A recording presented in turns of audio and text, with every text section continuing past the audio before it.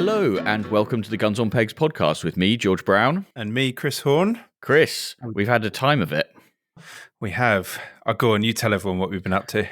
Okay, so yeah, I mean, you may well have seen if you follow us on Instagram, but we have last week, we were on our way back from County Durham, where we'd been at a Why Moorlands Matter event hosted by former podcast guest Tarquin Millington Drake, where we had the incredible privilege of being able to go and watch the black grouse lecking. And I don't know about you, Chris, but for me, it was a sort of genuine life highlight, I think.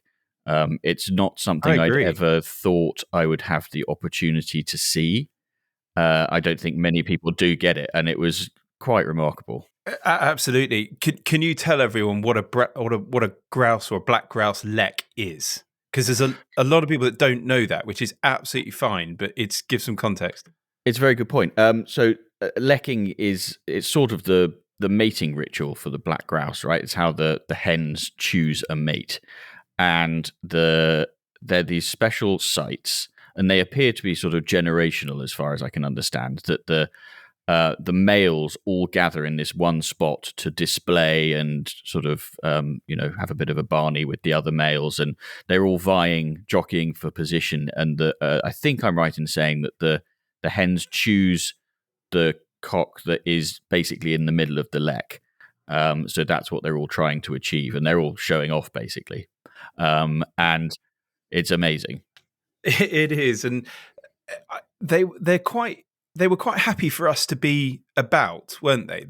They were sort of aware of our presence, but it didn't stop them, which I found fascinating. We were sitting maybe 20 yards away in a gator, just watching. I know you were in a hide where you were. Well, I mean, they were, when one of them was chasing another one, you thought they were going to come in the hide.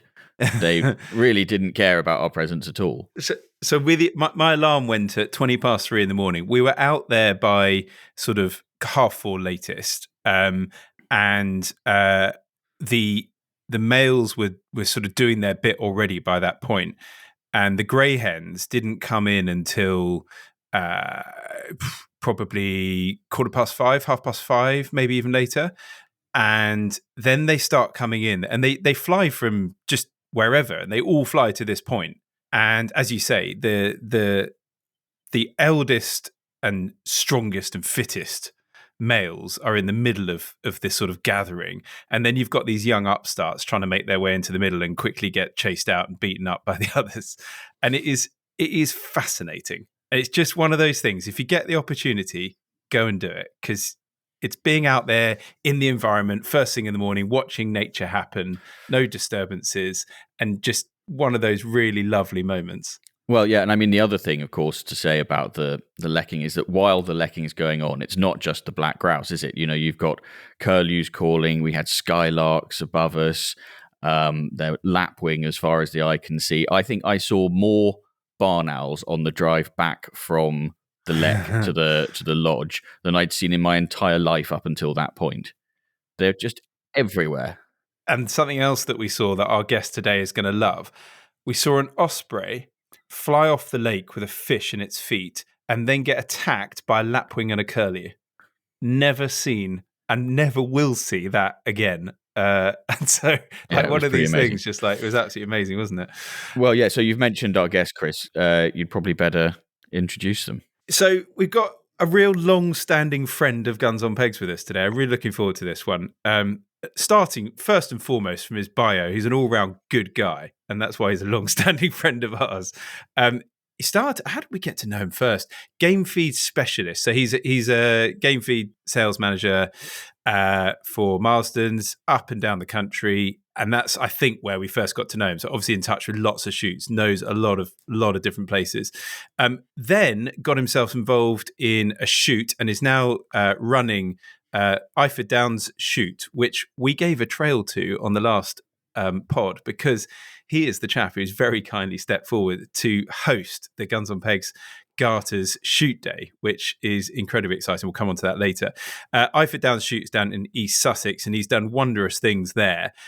As a result, he was highly commended in the Purdey Awards, and him personally, not just the shoot, but him personally. So please put your knives and forks down, stop serenading your other half, and put your hands together to give a big warm welcome to Jamie Horner. How are you both? Very good. How are you? Yes, better after that introduction. Thank you, Chris. We've known each other through this for quite a long time now, haven't we? Yeah, when you first set Guns on Pegs up, I was trying to sell a few days for a customer in Lincolnshire. That was the chap that's actually got Iford Downs now, who I work for, Craig Dennis, and I can remember ringing you 10, 12 times a day to try and figure out how to get an advert on Guns on Pegs.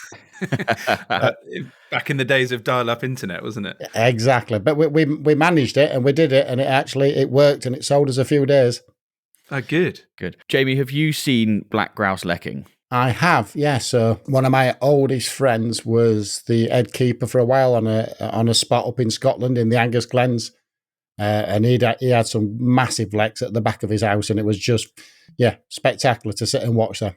Yeah, you might be able to put me right on this if I'm wrong, but we were told over the on this event that there used to be black grouse in every county in England. That's right, up to 1922 apparently.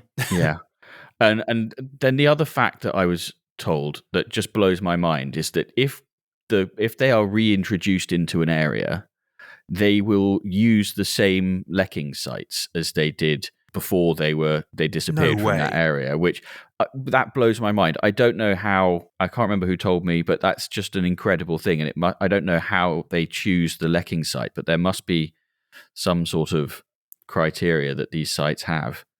Apparently it's true. Yeah, there was a project. I would say, I can't remember now, late 90s, early noughties in the Peak District where they did release black grouse again. And apparently the lecking grounds were the ones that they used to use back in the 40s and 50s when there was still plenty about. That's unbelievable. So, yeah, I think there's a bit of truth in that, George. I'd love to know the mechanism. I just can't begin to imagine how that happens. That's unbelievable. The estate we were on is owned by a really lovely guy who was wandering around. I don't know if you knew this, George. He was wandering around whilst he could see us from a distance, and he was looking for new sites. And he was saying that new sites do form, and he found one where there was like 3 or 4 males only. So there is a chance that others do occur. I don't know if there's a limit to how many are in one site, whether they get absolutely massive. Jamie, do they have a sort of limit to the number of males that congregate, or do they just get bigger and bigger?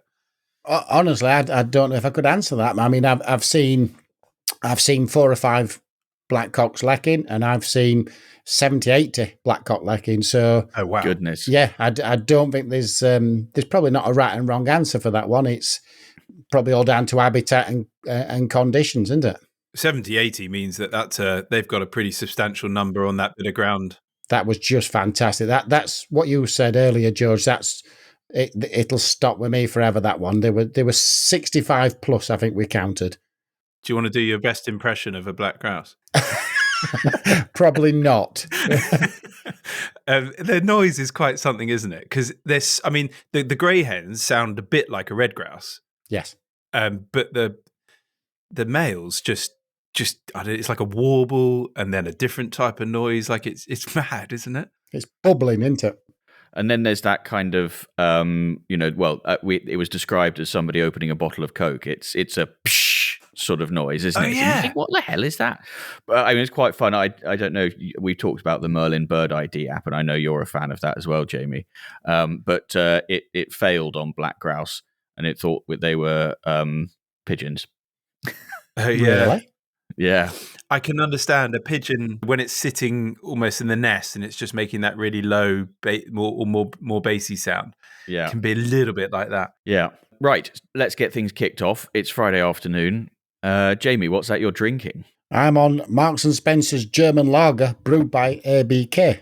So it's it was the first thing in the fridge that I grabbed before I sat down to do this.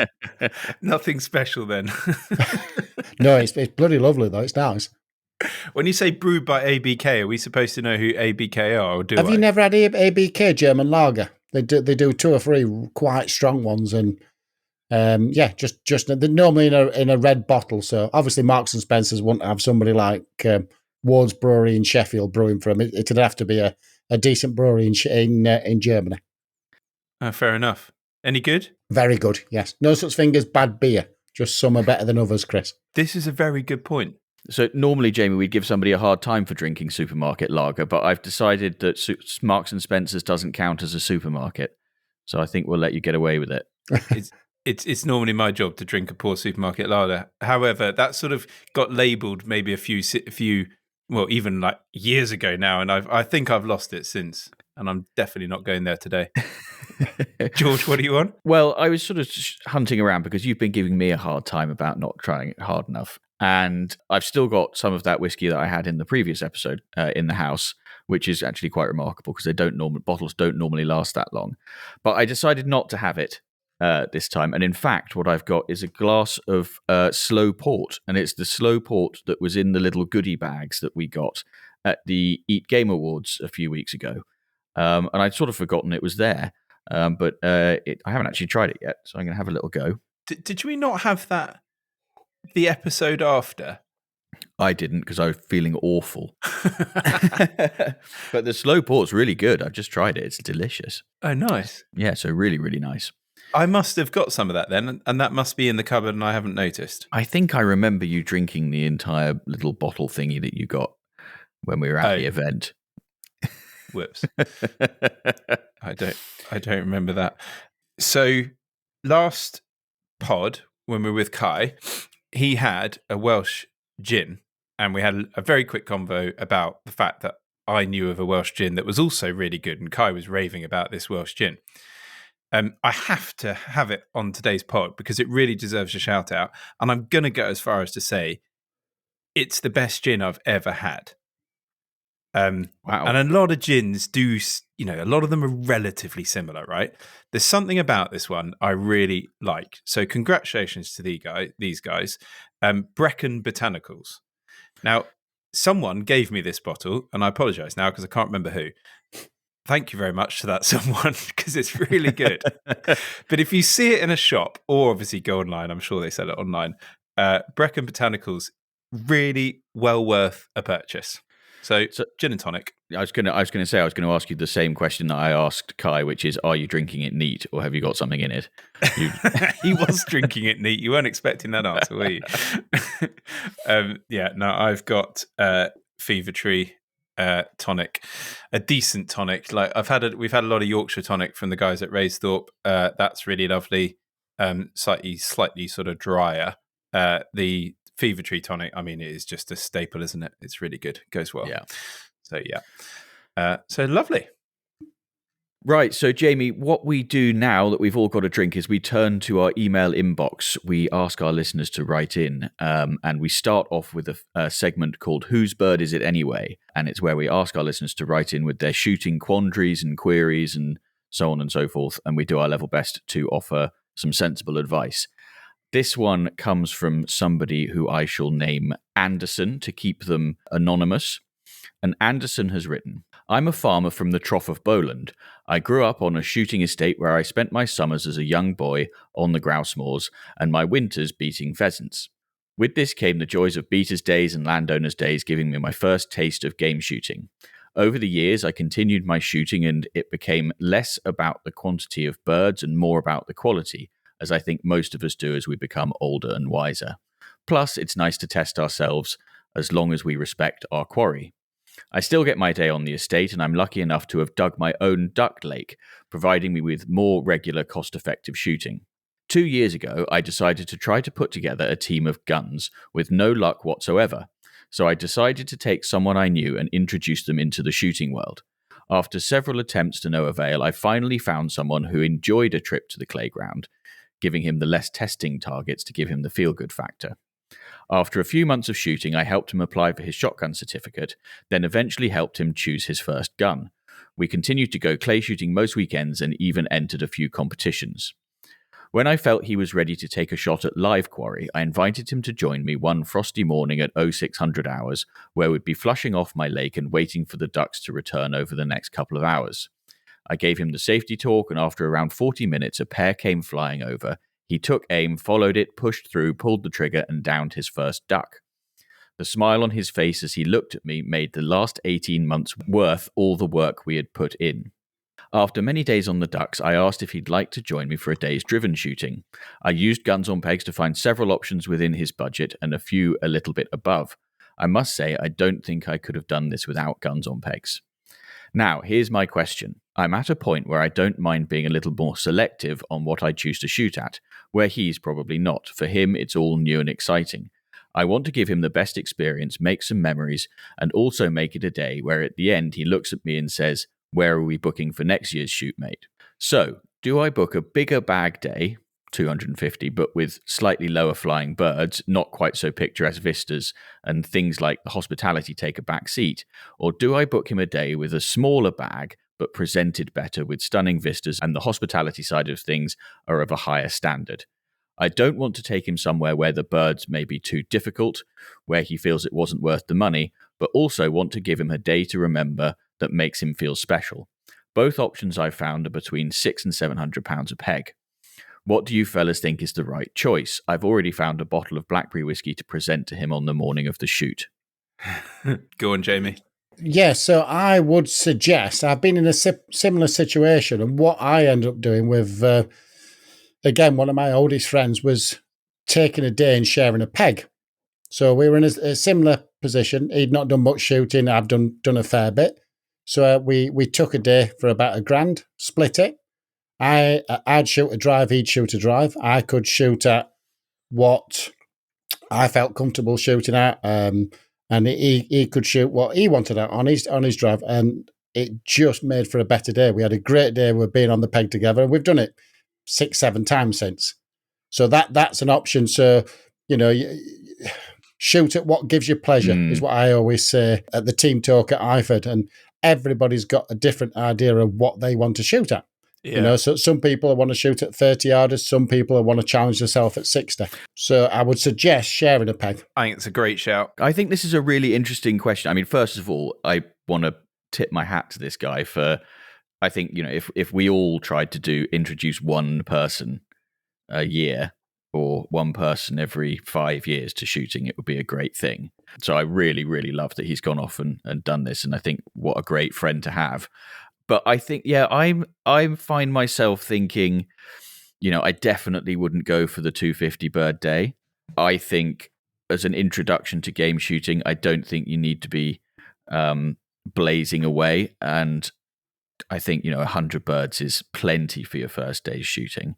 And I would be tempted to agree with Jamie that the most, to make sure that he has a really great day, there's so much to think about on your first driven game day. Safety, etiquette, all that stuff, that having your mate with you standing on the peg is absolutely ideal.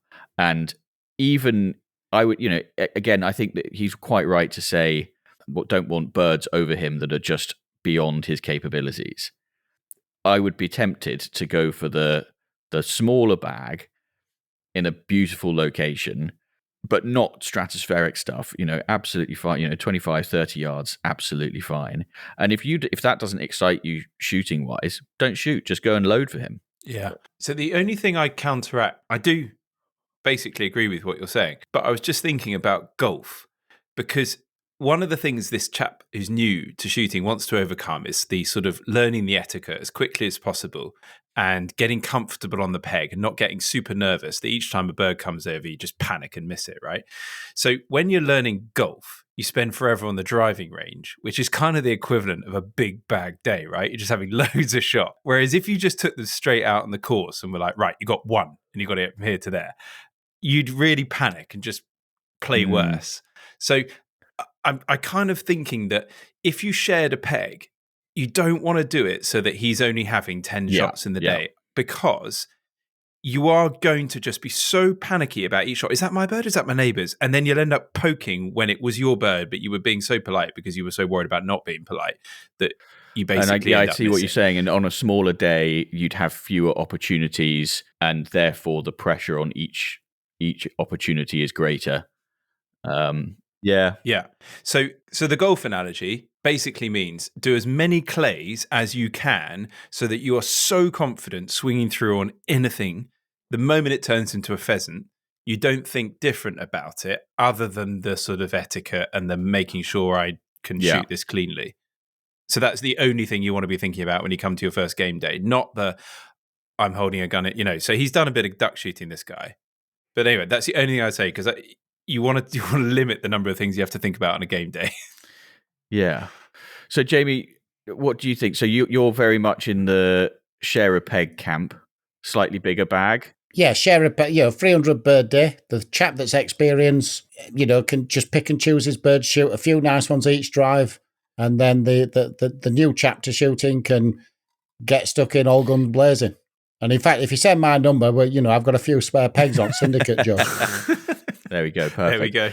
I said he was a salesman, didn't I? Interestingly, and the other point is that, on those slightly higher bird shoots, just because it's a higher bird shoot doesn't mean there's not going to be some shootable stuff in there. So if you're, we had that day over with Will Horner, didn't we, Chris? And I was sort of pretty nervous because I thought, I'm going to at Long Mountain. I thought I'm, they're going to be beyond my capabilities. But, even there, where some of them were a really long way up, there's still plenty that's within the range of a fair to middling shot like myself.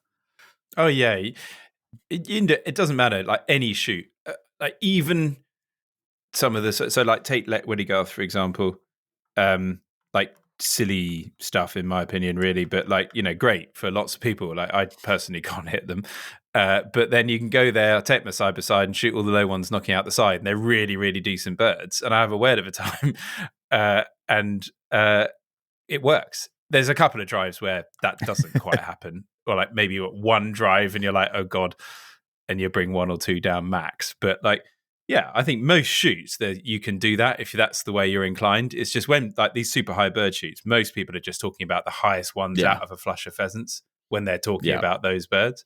And I think the absolute key is I would absolutely have to stand on the peg with him, share a peg or load for him, whichever you go for. Because one, as we done on the previous podcast shoot day, having somebody on the peg with you all day just makes it more fun, I think. Plus, he is going to be nervous. It's possible that the wheels will fall off. He'll probably appreciate having you there saying, I think you were a bit behind that one, or keep the gun moving, or whatever those little words of wisdom might be, rather than just being plonked out on a peg in the middle of a field by himself and being left to work it out.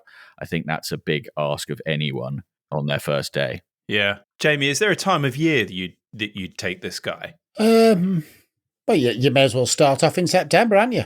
so you got more to fit in. Yeah, start in September. There's some good deals about in September. September shooting is the hardest to sell now.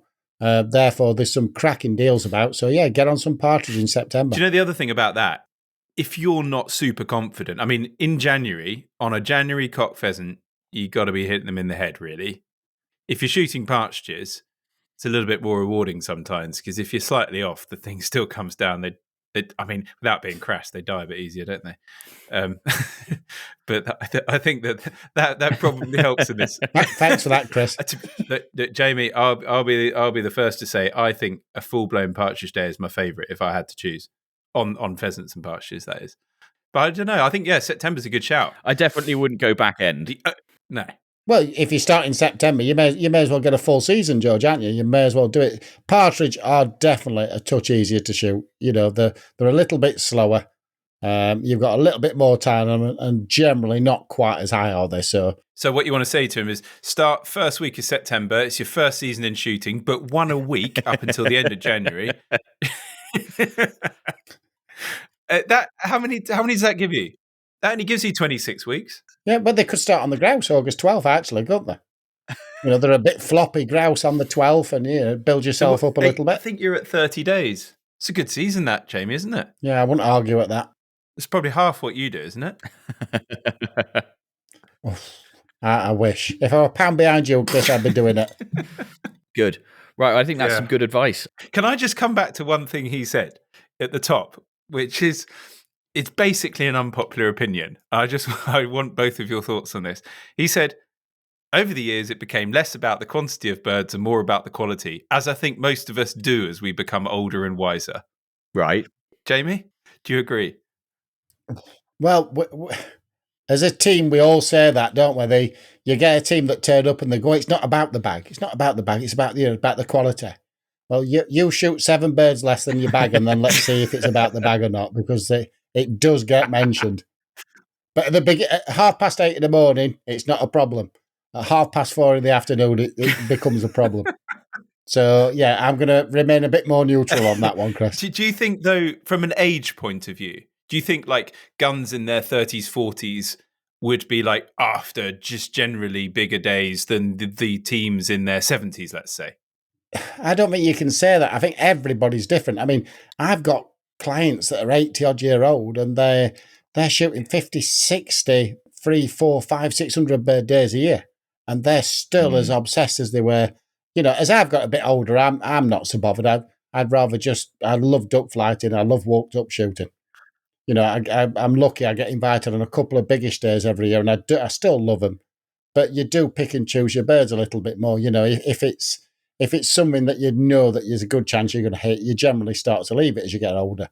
I was speaking to a sporting agent recently. I shan't name them, but they said the people who complain the most about big bags are also the first people to accept an invitation on a 400 bird day. the people that yeah. They've also, everyone who complains about it. Actually, this is probably unfair. I was going to say they've all done it. They've all been there and done that because they've therefore got the experience to be able to have that conversation about it. I also think if you said to someone, if Jamie said to someone, well, you know, I'll chuck another 50 birds on the bag for you free of charge. No one's going, no, you're all right, thanks. Yeah, I love this. Exactly. Everyone complain about it, but you just drop them a few letters from 400 bird day at somewhere really fancy and see if they say no. I always say to people that the larger bag days keep the smaller bag days at a sensible price. The second you take those larger days away, then you'll notice a massive price increase on your smaller days. Because of supply and demand? It is, yeah. Well, I mean, if the more you rear, the cheaper it costs to rear. So the more that you release, the cheaper it costs. If you take the larger days away, so you release a lot less than you do now, then the price of the smaller days is going to go up. So the larger days do subsidise the smaller ones, and you can't say otherwise. And the smaller days are already pretty bloody expensive. So they are. That's an interesting point. I mean, that would be a real issue. Game are very, very difficult to rear, extremely difficult, and the amount of game farmers that we've got now probably reducing year on year. So we've got to look after these lads because we need to put as many down as we can to keep it at the cup. We don't want any more than it is now. Yeah. So this comment, over the years, it became less about the quantity of birds, more about the quality, as I think most of us do as we become older and wiser, is unpopular amongst the pod today. Well, what I'd also say is that I'd question whether any of us get that much wiser as we get older. I'm not showing any great signs of getting wiser as I get older. You also potentially get more excited and more appreciative of the time out and the days out in the field. So get giddier. Even more up for it and do more strange and stupid things. Maybe that's just time in life. Well, anyway, on the subject of the smaller bag things, we've got another sort of related quandary, have we not, Chris? We do. We're breaking with tradition in this episode, and we're going to do 2 of them, obviously. So this one comes from someone that George has... Is this a typo, George? No, it's not. Imhotep. Imhotep. Yes, he was a pharaoh. Right. So there's a link. Okay. No link. I think it's just a funny sound. Imhotep. You please yourself. I'm a university student studying land management and love to shoot. Trying to further my knowledge in the industry, I thought I would try and find an informative podcast. So, soon after I stumbled across the Guns on Pegs podcast, I think soon after finding an informative one, he then found the Guns on Pegs one. Is that what he was going to say? And it's now my routine listen while traveling to and from university. I've been trying to think of a reason to write in, and now I have the perfect excuse. Next year, myself and a group of friends go on our placement year and have decided we'd like to meet up and go on a shoot day, something we've not done before as a group. We're spread throughout the country with our friend working on a well-known grouse moor in the north of England and myself working in a land agency in Oxfordshire. So my question is, with consideration to our student budget, what type of shooting would you recommend? Give us any help to narrow down the argument. So a group of students in a placement year want to go on one of the most expensive activities known to man. Fine. What are you going to suggest to them to get them all to meet up and have a nice time together? Tell them all to go beating, and they'll get a nice keeper's day, and it won't cost them a penny. Perfect. Especially up there. No, they could go beating pretty 4, 5, 6 days a week on Grousemore. 60, 70 quid a day now, so they could actually make money and then get invited on a keeper's day. So actually, that's a good point. It's 60, 70 quid a day. Based on the chat before, we're talking 10 days of beating on a grouse. 10 days beating buys 1 day's pheasant shooting. Yeah. If you're just pocketing it to put into the shooting fund. Yeah, it's a good shout. They are all on placement years, so they're going to be worked like absolute troopers. The pound of flesh is going into that job, isn't it? Presumably they're all doing land management. I mean, there's going to be some connections there, right? One of them, and land management isn't any work. One of them's doing land agency. One of them's working on a grouse moor. If they can't get a day's walked up grouse shooting from the bloke who works on a grouse moor, then what are they doing? So first job, go on YouTube and type in like sales course, crash course in negotiation. So you're absolutely right, George. If one of them doesn't end up with something, then they've gone wrong and they probably should change career. Go beating for 10 days, and then you've got yourself 2 days now because you've negotiated one through what you do, walked up. You've then negotiated yourself a £600-700 peg job for sort of 10, 15 days, whatever, 15 days beating. What else could they do? We get these kind of questions quite frequently. I've got no money, but I want to go shooting. Yep. What should we do? What should I do? We often recommend wildfowling of some sort. The problem with that is they're all over the show, right? There's one in Oxfordshire, one in the north of England. They're all over the place. So wherever they go, they're going to end up needing some sort of accommodation. So with that in mind, they could go up to Scotland and go do some wildfowling or some goose flights or something like that, or maybe they could go and find a sort of a little Airbnb lodge type situation and find some sort of mixed species walked up stuff. Would be quite fun. Well, that's exactly what they need to look out for. I mean, rolling back the years to uni days, what they're really looking for is the time together, isn't it? So you want a couple of nights there because you want to get boozed up over a couple of nights. You're in student days, have a laugh. You really just want to be doing some mixed shooting in between all of that. Maybe up early to, as you say, a bit of flighting. A few years back, I remember someone ringing the Guns on Pegs office, and she rang because she said she had to drive like 4 miles to get reception, and this was like she needed to talk because otherwise she was going to have to drive all the way home. She had a place, and it was on the website for a bit. I think it sold out because these things do, so you need to keep an eye out. But they had a bit of accommodation. I think it took like 6 people, and they were selling walked up days, bit of flighting, bit of this, bit of that, bit of stalking. And it was like 400 quid a head for 2 nights accommodation. I think they'd even throw in some food, like certainly breakfast or something like that, and a bit of all this stuff, which, I mean, in this scenario here, that's exactly what you're after, isn't it?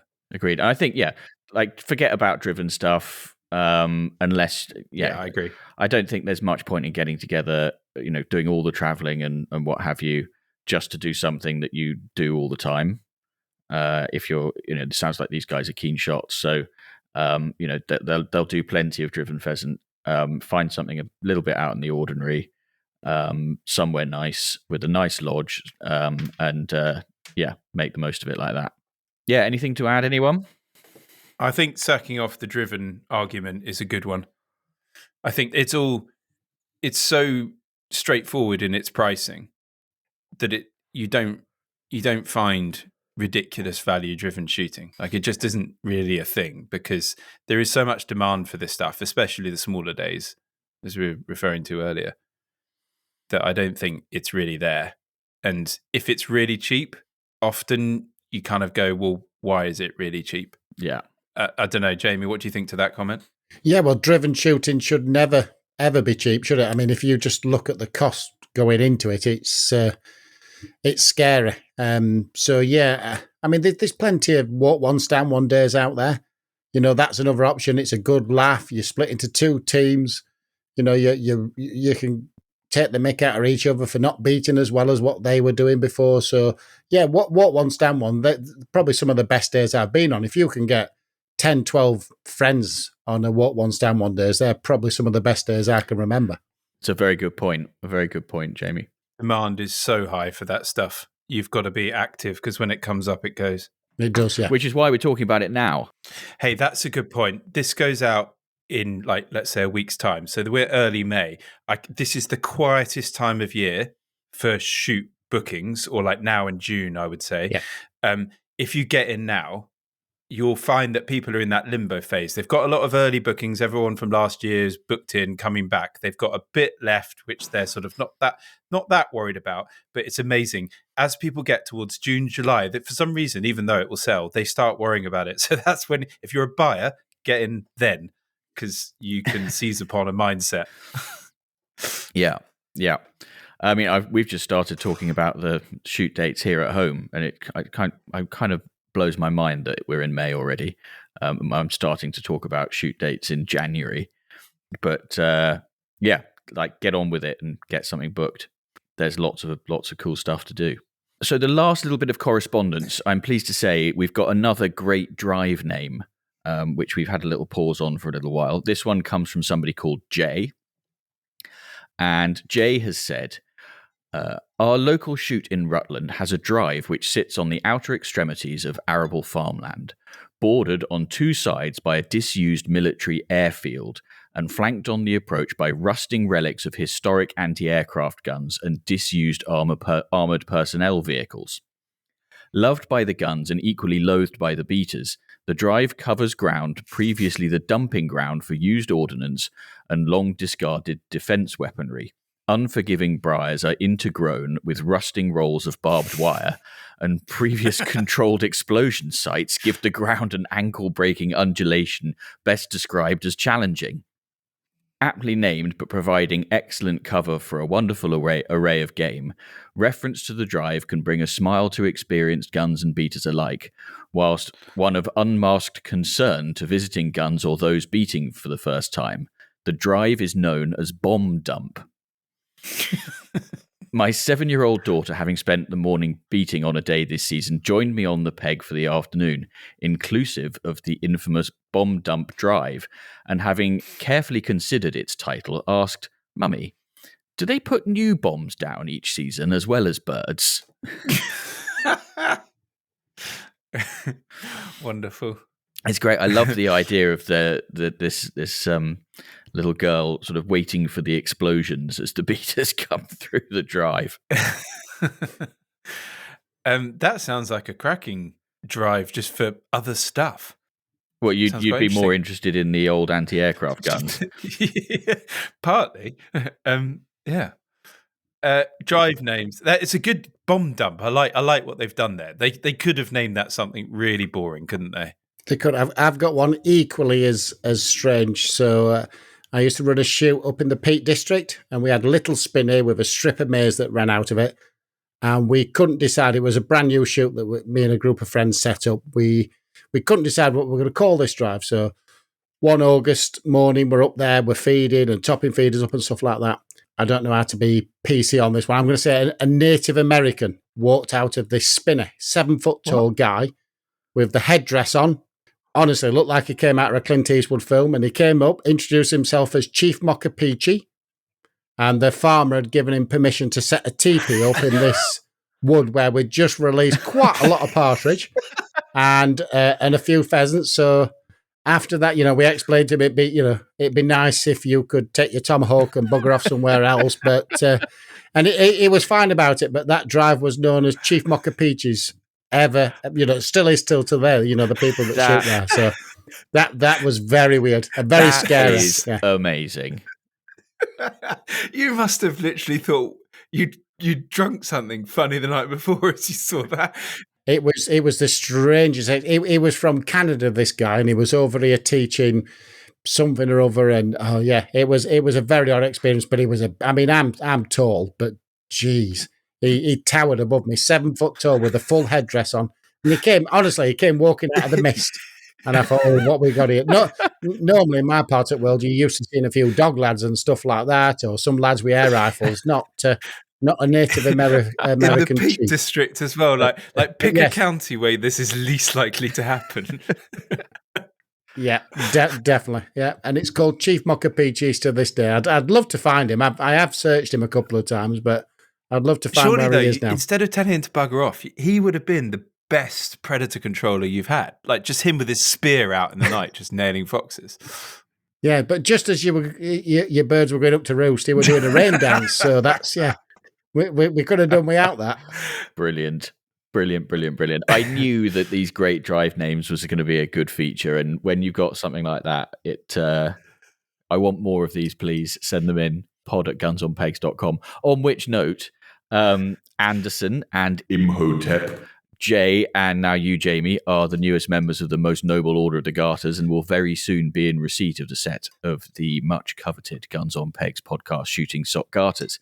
If you have got a shooting confession, quandary, or a query that you'd like us and our guests to help you with, or if you've got an unpopular opinion, or you'd like to tell us about a drive with a particularly good name, though Chief Mochapeeche is going to take some beating, and you would like a set of Garters, drop us an email to pod@gunsonpegs.com. How do we get a set of Garters to Chief Mochapeeche?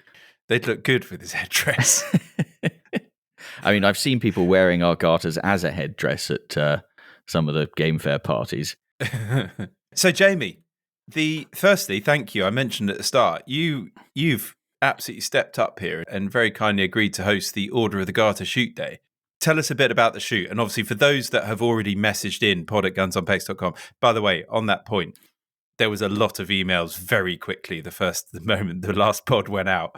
I think there is there a space or is there a waiting list now? But like, send in if you're still interested, because I think it is now more or less fully subscribed, but there's always dropouts. Yeah, there's always dropouts. So we're going to run a reserves list, and if and when spaces become available, we'll be offering them out. So if you do still want to come, drop us an email.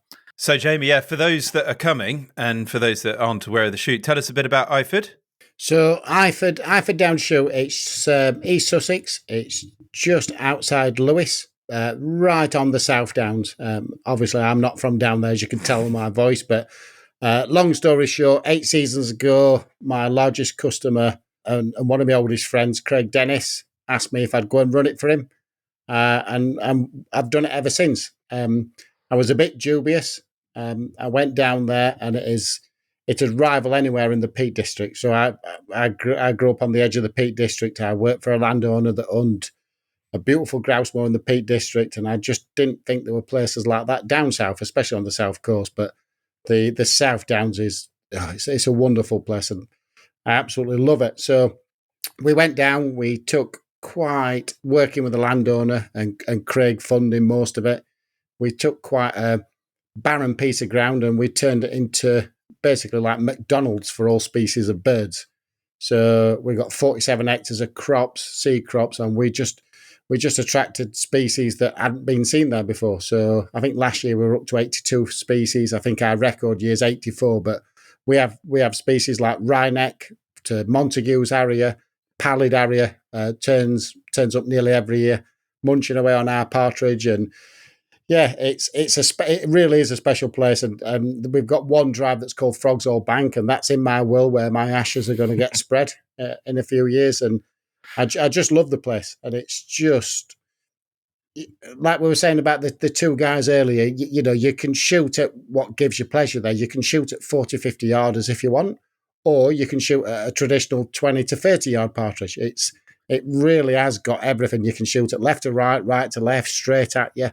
We can do anything, but it's just such a wonderful place. And it's always, even when it's wet, it's dry there, because it's, just on the South Downs, it just runs straight through the limestone. So give us an idea about the topography then. The South Downs has got quite a wide variety of topography. Here you've seen where we shoot, we're pretty flat really.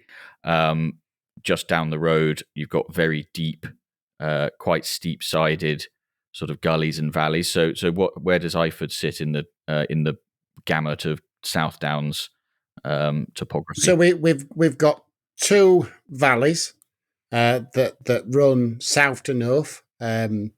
They're on the top side of the chute. They're both fantastic. We've got one called Kilo Valley. That's amazing, but the wind's got to be right for that. They've got to come from a long way away, and they turn and hit the wind, and then they fly down the valley. It's a difficult one to drive. You've got to push the birds away from you and then bring them back. But it's when it's right, it's fantastic. And then the other side, we've got a valley that's called the Leg, and they're probably the highest birds that we can produce. Probably my favourite drive, I would have said. And again, we have to take the birds a long way because it's right on the South Downs way. It's not where they live. We have to push them quite a long way before we send them back. And then you drop down, and then we've got, I'd describe it as a bowl. So it's Frogs Hole Bank. It's you sort of push the birds parallel to where the guns are. And the guns always, every time I'm there, if it's a new team of guns, they think we've lost the birds because we push them away from the guns, then get back round the birds, and then we send them over. And Frogs Hole Bank, they're not the highest birds. It's just a spectacular one to watch. The guns can see every single inch of what we do there. And it just blows people away. I've got a team that come, and their only stipulation is if we can only do one drive, it's got to be Frogs Hole Bank. If they don't get Frogs Hole Bank, they're not coming back.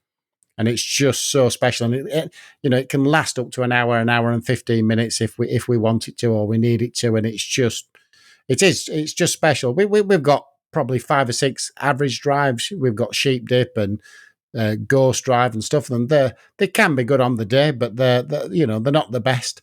But we've probably got 5 drives that challenge anybody, I would have thought.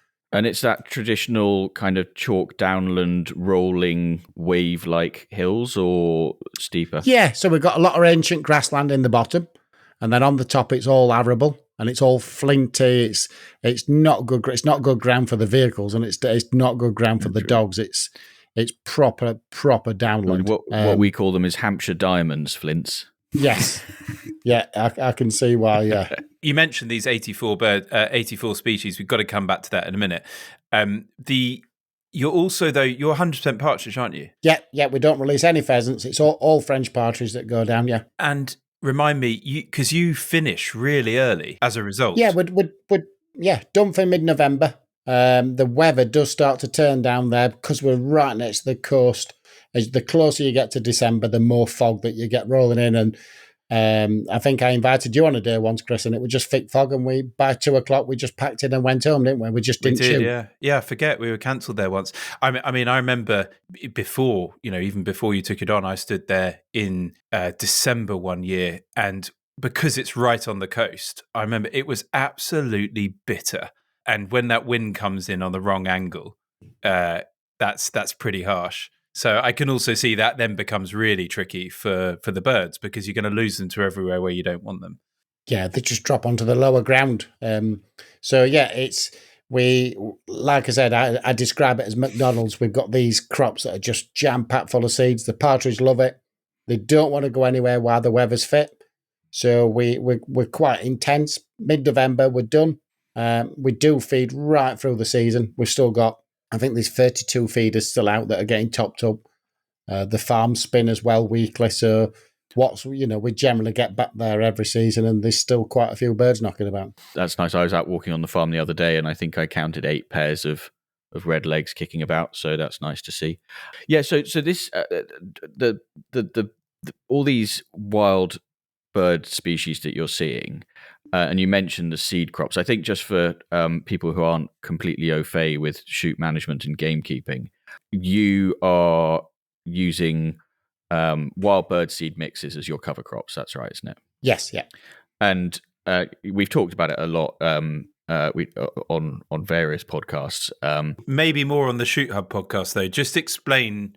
I mean, obviously, wild bird seed mix does what it says in the tin, but just explain to sort of average listener who might not be that au fait with what you put down the chute, why that's so important to you. But the main reason was I stopped using maize because it's so chemical dependent, and I just didn't see the benefit from it. And I know it benefits other shoots. I'm not criticising anybody that uses it, But for me at Iford, it just didn't do anything. There's no feed value.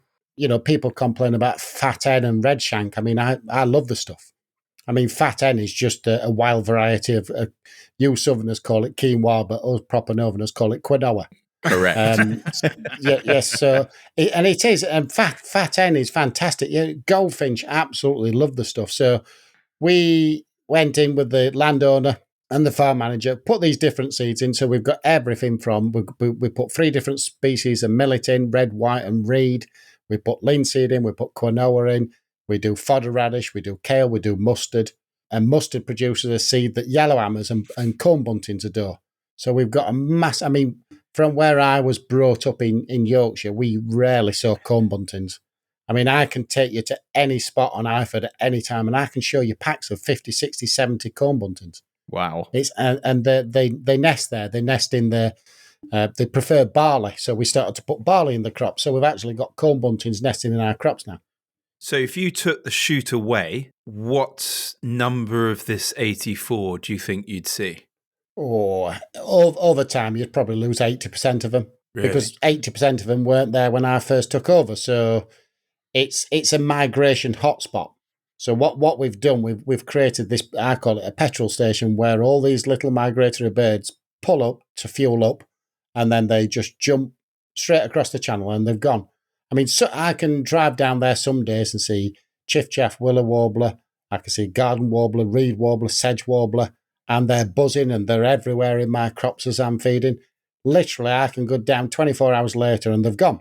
And you think that's it for another year, and then within 2-3 days, you've got all these species back, and it's just these waves of migration that we get coming through. That's so cool, really cool. And if we haven't got those crops planted, so a warbler when it feeds up for migration, it goes from feeding from insects to feeding on seeds and berries. So what percentage of the birds you see do you reckon are residents, like the yellowhammers and things like that you probably wouldn't have to the same level if there wasn't the shoot? Yellowhammers, yeah, they are resident, but it is migration because they do move about a little bit. It's the same as the meadowpipits. So we've got a lot of skylarks at Iford, but you would never tell which one's a resident and which one are migratory. Yeah. So all of a sudden, one day you wake up in probably late September, early October, and the fields are flooded in meadowpipits. And these meadowpipits have come down from the moorlands up north, Yorkshire, Derbyshire. They've come down, and then straight behind the meadowpipits, you've got merlin, and smallest bird of prey in UK, always overlooked. No one ever mentions it. It's declining massively. The population's been pushed north, and Mr. Packham rarely mentions a merlin. He mentions the larger, more iconic species that are easier to monitor and see, but merlin, we can have probably 5-6 juveniles at Iford most winters feeding on the meadowpipits, and the meadowpipits are there because of what the shoots provided. That's so cool. It's really awesome. And like as someone visiting the shoot, it really does make me feel so much more excited when I know that this is what shooting adds so much. This is why shooting adds so much value to the UK environment. If you can do what you're doing here, it makes you kind of really doubly excited to be there because you're getting, I don't know, something else for me. It's ticking another box. Well, it is. I mean, and I say to the teams that come, I say, you help fund all this, and most of the teams that we've got coming now are genuinely interested in what we've got. And we spend 11s as looking at videos and photographs on my phone, what I've seen, why I've been feeding and stuff like that. And they do like to know that, that they're part funding, because Craig Dennis could quite easily turn around and put it all to maize, and it would save him a fortune. Yeah. What we do probably costs him an extra day a season to get it set up. So, I have to thank Craig, but I doubt I'd be doing it now if we weren't benefiting something. I don't just want to go down and set a commercial shoot up and do it. For my peace of mind, I had to do it for the right reasons, and it's just grown. I mean, the farm worked with us, Craig worked with us, and the clients. I don't like calling them clients really anymore, but the teams that we get coming, they all contribute to it. It's so good to hear, though, that because that is the crucial point. It's so easy to put down maize. It's much more stable, isn't it? Well, especially where you are, you're going to less likely to have bad years and good years with that level, with that crop. So it's going to be more commercially sensible to put maize down in a shoot like that. But you don't do it because you're looking at the bigger picture. And I'd love it if loads more shoots just thought that way, because that's the thing we can hang our hat on. Yes. Yeah. Jamie, Chris mentioned in the introduction that a few years ago you got a special commendation at the Purdey Awards. And I, just before we started recording, was Googling because I think it was the first time we ever met, actually, just after that award ceremony. And I think you'd had one or two drinks. But I seem to recall that one of the things that the judges wanted to give you that commendation for, well, two things, I think. One was the kind of community outreach work that you do at Iford, and the other was, I think you were working quite closely with the RSPB, is that right? Who are often branded as, well, I'm not going to say the enemy, but they would be considered one of the groups that dislike shooting. Can you tell us a bit about? Yeah, so we've got a Schedule 1 species that nests at Iford. It's a stone curlew, another bird that's overlooked.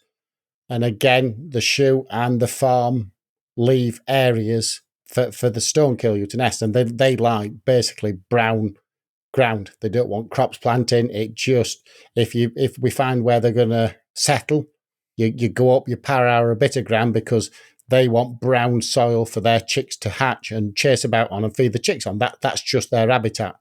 They make a noise that sounds just like a common curlew, but they nest in stony, flinty fields. And RSPB used to come up and monitor him, and the chap that worked for him was fantastic. And we're now up to, last season we were up to 3 pairs, fledging 5 chicks. And it's just we're not supposed to talk about them. If they were nesting now, I wouldn't be allowed to mention them technically because they're an S1 species. But we should shout about it because that's done by basically the shoot, the farm. And it's a collaboration that works, and it's another species that lots and lots of places, including nature reserves run by wildlife organisations, cannot produce. They just can't do it because they don't do the predator control. Oh, I was going to say, so you obviously need the farm to be massively on board to say we're not going to plant in this area, but without you and your predator control, it isn't happening at all, even if you've got a farm that's on site, I assume. Yeah. It's everybody's got to work together. Every different species has different habitat requirements. Comb bunting. And what do the RSPB people on the ground? Because I've heard that with a number of RSPB people, you get a different message from head office than you do from the people on the ground. Yes, you do. Yeah. So what are the people on the ground that you're spending time with saying about all of this, and what's their attitude? Well, I know quite a lot of RSPB workers still. I did a project in the Peak District. I was the field worker for the Peak District Bird of Prey Initiative. So that was part funded by the RSPB. I've got lots of friends who work for the RSPB. 2 of them come shooting with me. I'm not going to mention their names, obviously. Yeah. But yeah, the grassroots people that get out there that see the wildlife that we produce on shoots, they're the people that I'm hoping one day are going to be running the RSPB because they know what we do. They don't necessarily like everything we do, but they can see the benefits that we do. And, a lot of those we could do with them getting up a little bit higher in the RSPB. We don't need them to like everything that we do. We just want them to understand that this conservation is privately funded by shooting. And without you can't have the predator control. And thanks very much because someone's paying for it. Yeah, well, they spend tens of millions every year on habitat management that is fantastic, but doesn't work on its own. To get a certain species, it's a combined effort of everything. It's habitat, it's predator control. It's about limiting disturbance at certain times of the year, and that's one of the things about open access. I mean, open access isn't a bad thing, but it shouldn't be allowed through the bird breeding season. I mean, I monitored a nest of hen harriers in 2014, and she decided to lay 5 eggs right next to a footpath. and that hen area, the female hen area, was just in a constant state of stress. Now, I asked the landowner at the time to shut the footpath. They wouldn't do that because they said there's no point because it's open access. Now, those 5 chicks, all 5 fledged. We found one that was satellite tagged that had died, and she'd died from a high burden of worms. She got a real serious worm burden. And that's a stress thing, right? Yeah, and worms, we all know, it can be caused from stress. Now, if we could have shut that area off and monitored them and not let anybody near them. I mean, I used to sit about 200 yards away from this nest watching. I had to go up and tell people to put dogs on leads, and it was a constant thing all the way through. And it was, and I thought we'd managed we got a success. All 5 had fledged, but within 24 hours of them fledging, they'd all disappeared. And we found the one with the satellite tag on, and the postmortem showed that she'd died of this high worm burden. Goodness me. It's tricky. It is tricky that, yeah. But I mean, this kind of feeds back into quite a lot of the conversation that we were having on the Moreland Matters event. And I mean, the other thing I've done that I didn't mention at the beginning is I went to go and visit the Duke of Norfolk's place on Monday, Peppering, with their grey partridge restoration project. And, these themes keep coming up all the time.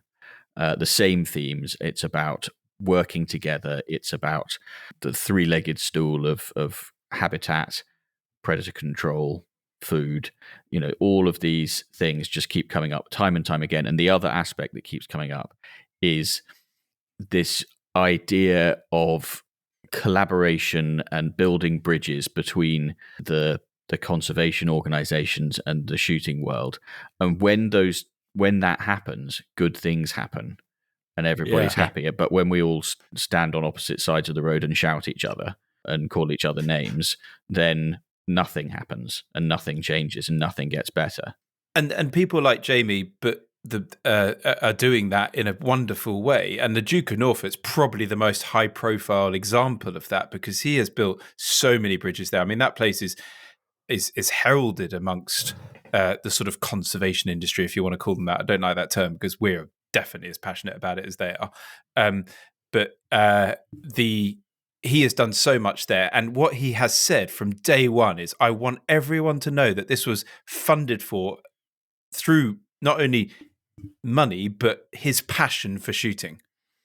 And he has been like, just make sure everyone knows that. And Roger Morgan Grenville, who obviously you were with the other day, who writes on Scribound and talks about it and has written this wonderful book, which go and get. He says it straight up. This is all about shooting. But look what happens when you blend all of that together. Yeah. Well, I mean, that book, if you want to know how that project is viewed, I know that Roger's book was reviewed by Mark Avery, who said it was a brilliant example of great conservation. He's up there with the loudest critics of shooting. And it just goes to show that, there is the possibility for working together. Well, I'm going to put my neck on the line and suggest that Jamie and the farm have not spent what the Duke of Norfolk has spent on their project. So but it shows that it can be done. It's Jamie, am I right? It's actually a lot less about money and more about time and effort and focus. It is, but you've got to convince the people that are funding it that it's going to be worth it in the end, And I think that the teams that we get coming to Iford now are the people. We've probably don't get some of the teams that we used to get, and that's probably not necessarily a bad thing. But it's convincing someone to do something slightly different as well. You know what shooting's like. We've always done it this way, and so you've got to get people out of that mindset, and you've just got to try something different. And if the thing is to create a mosaic habitat. If you've just got grassland or you've just got arable and you've just got spring barley, you're never going to create a lot of different species. You've just got to create this mosaic habitat right across your shoe, and you'll be amazed at what happens. Well, I think one of the most encouraging things you said, Jamie, is that the teams who come to shoot with you really appreciate the wild bird species that are around. I think that must make it very rewarding for you that that that the people who are coming value that. And I think it's also encouraging from my perspective, because I think, there's a lot of people would suggest that there are a certain species of gun who doesn't really care. But I think we know that that's probably not as true as some people think. And to hear that people are coming to you and enjoying the hard work that you've put in, and that they come to you for that reason, I think that's a very encouraging thing. And I think a lot of shoots could take note of that and make more of what they do and tell their guns about it. Like, as you say, at 11s or at lunch, shoots could be doing a bit of engagement. We're not allowed to say education anymore, are we, Chris? But to engage people with that side of what they're doing would be a good thing for other shoots to do. I don't feel like a lot of places do go, oh, yeah, by the way, there's the scrape that we dug because we want to encourage waders, or there's a plantation that we put in because we wanted to do this, or people don't talk about it, and I think probably everybody should just do more talking about the stuff that they do. So I agree with what you're saying, George, and I'm pleased to hear what Jamie's finding. But you did allude to the fact that you've got potentially a different group of teams as well. So are you suggesting there, Jamie, that a lot of them, a chunk of them, don't value that? Yeah, but it sounds horrible, but that's life. We need money from, as long as they're safe and they come and enjoy the day. Not everybody's going to be interested in what I'm interested in, are they? Of course, yeah. And so, somebody that wants to go shooting twice a year, they might live in the middle of London. They might not go walking in the countryside. They might not even have a dog. But they go on 2 days shooting a year, and we need to accept them. And as long as they abide by laws and rules and they're safe and they're friendly, then it shouldn't matter. Because we need their money is equally as important to fund out what we're doing. Do you still talk to those teams about it, or do you kind of get the feeling that they're just not bothered, so you don't worry? No, well, you gauge every team as they come. Some teams want to be entertained all day. Some teams come and they just want to entertain themselves and talk about, the corporate sort of days, just want to talk about work, which is, it's fine with me. I honestly don't care, because I know that their money is still going into helping Stonekill you and Merlin and comb bunting, and, to get wryneck turn up as we do nearly every year. I think I've had them 3 years now on the trot. I mean, it's their money is helping do all that. When a team turns up at the start of the day, how quickly do you get the measure of who they are, what they're like, what it's going to be like? I generally try one of my inappropriate jokes, and I'll gauge their response. And if they don't do that, then I just go into normal mode, and I don't say anything. One of the guns said to me last year, he said, I want whatever you're on. I said, well, I'm on the spectrum, so. A follow-up to that one. How quickly can you work out whether they're going to be able to shoot or not? Whether they're a good team or a bit dodgy? Bit not dodgy. They're all good teams, George. They're all fantastic. We don't have bad shots. He's a salesman, George. Ask him a different question. I'll give you an example. So one of my best teams that come to Iford every year, David Frank, a fantastic bloke. He organises 3-4 days at Iford every year. So he came 2-3 years ago, and they shot like demons. I mean, they really did, and they came off. And I said, David, fantastic, one of the best teams we've ever had at Iford. And you've shot at 4.1 or something, 3.8 or something like that. Off they went. Following week, this team comes, shot nearly as well. And I said to this team, absolutely, I said, best team I've ever seen at shit. He says, I shot with David Frank's team last week, and he said, you said exactly the same. So I do mix it up a little bit now and change slightly. I always say you're the second best team that came.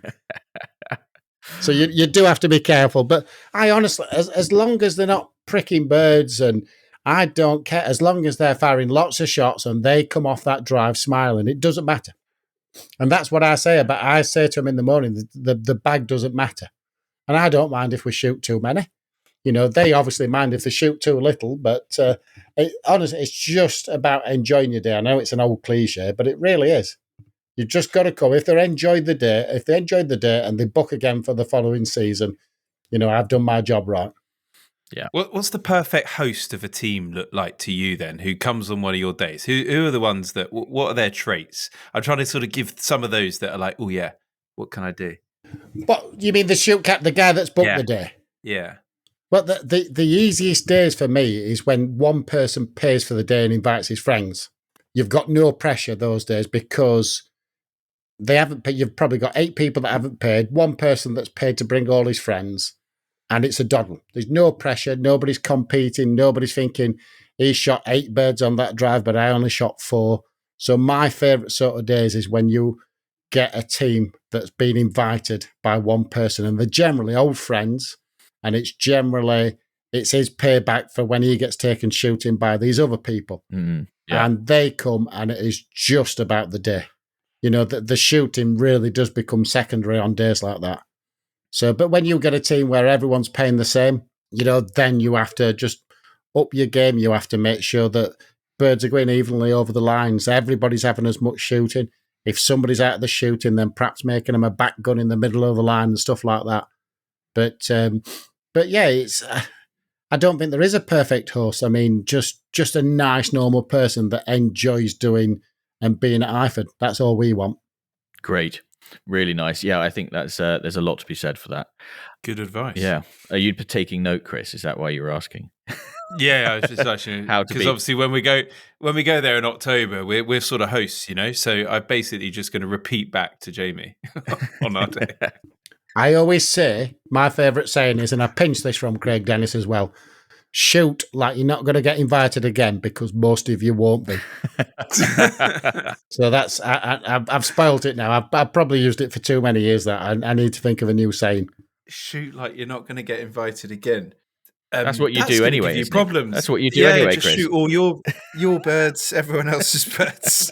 Yeah, well, Craig Dennis is probably one of the best shots I've ever seen. He doesn't get talked about in the Field magazine and mixed with all that lot, but if anybody wants to learn how to shoot, go and stand with Craig for a couple of drives because, Jesus, he can shoot.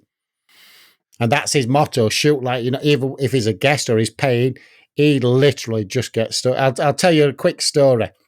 So I always used to take the last grouse day on the Strines Moor every year where I used to work. I used to share a butt with a chap called Mark Wells. Well, the first year Mark came up, he'd never shot grouse before, and it was a fair shot, Mark. He could hold his own. We were in butt number 4 on the Fulston Drive. Craig Dennis, and the butts were 60 yards apart, and I know that because I helped build them. Craig was in number 3 below us. We're in number 4. This single grouse comes, start of the drive, Wells' very first grouse. And I've told it, get your gun up, get ready. They're going to be a bit wick on this west wind today, up and at them. Well, Wellesley put his gun up at this grouse as it's 60, 70 yards out. And as he put his gun up, this grouse just dropped stone dead. Boom. And it was Craig, the butt below us, who snotted it straight in front of him. And I just turned round and he was just howling, Craig. He was just in tears. But that's what Craig did. He shot like he were never going to get invited again.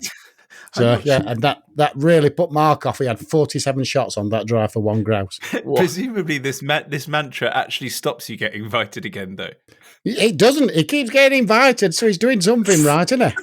Oh, that's a really brave game to play. I mean, I'd love to hear from people. If that's your mantra, let us know how it's gone for you. pod@gunsonpegs.com. Brave. I think you just got to be very confident in your thank you letter writing ability and your jokes at lunch. Exactly. Yeah. What a story. Brave. Right. Jamie, the way that, as you know, we end these pods off is with Desert Island shooting. The extinction level event asteroid hits tomorrow. Your affairs are in order. Your loved ones and enemies are reconciled, dogs fed, tomatoes watered. Your last day shooting ever begins how? Now, there's a go. Now, George told me to be prepared, and I don't do stuff like that. I fly about, see it in my pants, but how does it start? What are we talking? Are we talking breakfast? Are we? No, so you can do anything you like. You've got time travel's not an issue. You can go anywhere in the world and you can mix that day up. We can get you there. You've just got one day. Who are you going to be with? What are you going to do to enjoy that last day? Well, but my ideal day shooting that I would dream about would be the first drive would be on the Strines Moor in the Peak District where I used to work. Be a drive called Cabman Cabins, the most beautiful grouse butts that I've seen, and we'd start there and we would do a drive there, and that'd be the first place. We'd do that. We'd shoot 60, 70 brace there before jumping in his car and heading to Wentworth and doing a pheasant drive at Wentworth, which is the same estate. And I'd probably go and do my second drive there. I got lots and lots of good memories about Wentworth, and I'd probably pick a drive called Mausoleum, and we'd do that right in the middle of the estate, and that'd be the second drive. It's only an half an hour drive, and then we'd have a. That's a really strong pre-11s setup. So oh yeah, and then we'd go to the big house, and we'd have a proper 11s. I'm not certain I could go into what I'd want to do at 11s on this one. We'll discuss this, face to face rather than over a podcast. Okay, the mind boggles. Hey, you're joining us. Are you going to join us the night before our pod day with all our guests? If I'm invited. When's that? Well, you're now invited. Yeah, I'll be there then. Perfect. I can't even remember the date. George, when is it? I think it's the 25th of October. Hold on. This is quite crucial information we didn't share earlier. You're right, George. So the evening of Thursday the 24th, Jamie. Yep. We're staying at, I think, the only place they could take this many guns, because a lot of the places around you only take like 9. They've only got 9 rooms, haven't they? Which is fine normally. But when you're doing a Garter day, it's not fine. So we're staying at the golf club, actually. Not a million miles. So that's where we'll be.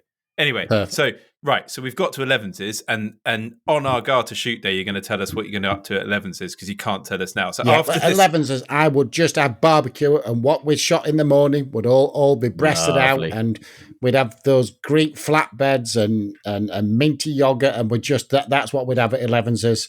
Lots of nice wine, lots of nice beer, and before we went on to do another drive. And where's that drive? So the third drive would be to nip up to a place called Beeley which is part of Chatsworth, and I used to lease the shoot up there. And we'd go up there and probably, if it's like the old days, probably shoot 2 snipe, if we were lucky. But it's still, I had some of my best day shooting and happiest day shooting up there with some good friends, and the big Nick I used to shoot with, and we went up there and he had 712 shots before he got a grouse, but he did get one before we packed the shooter. He was just, that's another story. 712 shots. What was he doing? Yeah, he wasn't the greatest. So a quick story about Big Nick. We got these 2, we were repairing a pheasant pen one day. I put these 2 crow decoys out. He pulled up and he gets out of his car, gets his gun out of the car, and he starts stalking along the ground. And there's me and a lad called PP stood there thinking, what the bloody hell's he doing? Anyway, stalks on the ground, jumps up over this edge and goes boom, boom, into these 2 crow decoys. Now, that's how blind he was. He couldn't even tell they were decoys. So, again, I'm going to get slaughtered for telling that story. Yeah, and he just blew these 2 decoys over. So he did hit them. So he was. Oh, yeah, he did actually. Yeah, I'll give him that. That's probably the only thing that he did it in 10 years up there. But yeah, that'd be the third drive. We had a snipe bog on the Beeley side, and some days you could go and put 20, 30 snipe up, and other days you'd put 2 or 3 up, and it's just such a beautiful place. It's one of the most stunning places going. And then we're going to need helicopters for the last drive though. So the last drive would be in helicopters straight down to East Sussex, and it would be Frogsall Bank. And I would when it's right, it takes some beating, and we don't always get it right. Conditions aren't always right. And I just remember one day that we did for the Courts, who were a pair of brothers out of Surrey.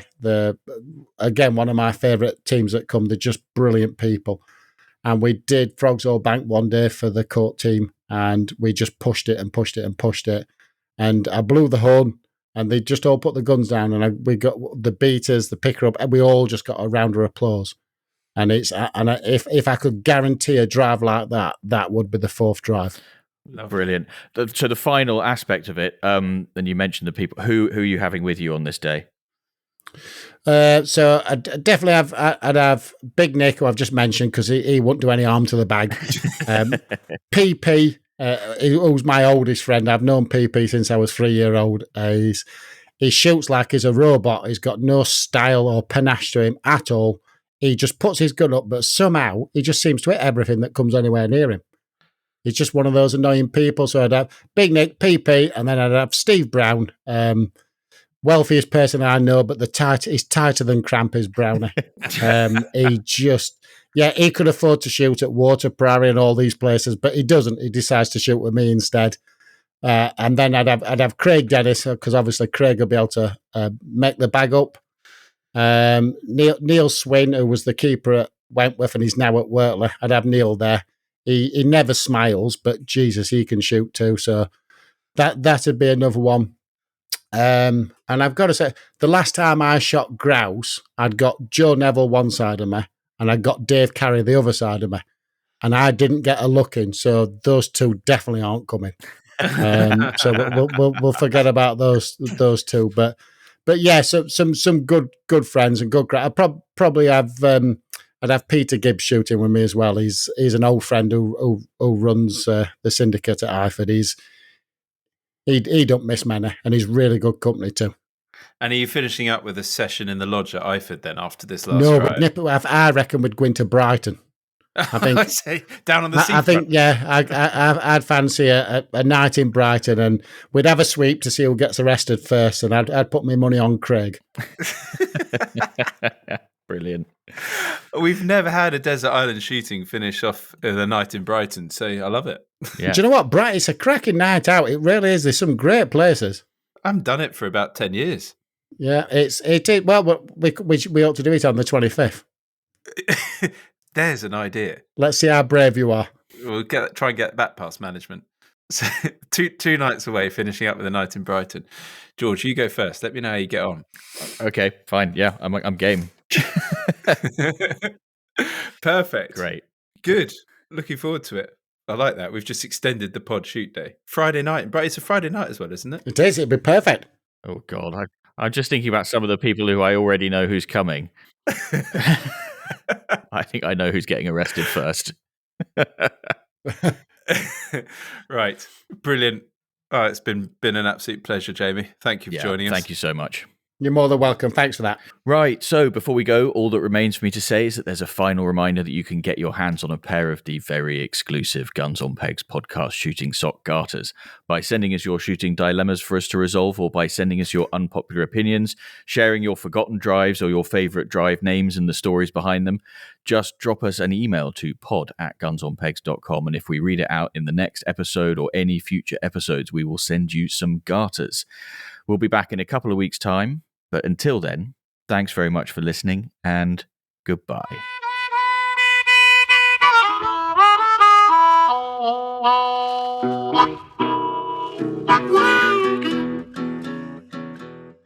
Impossible.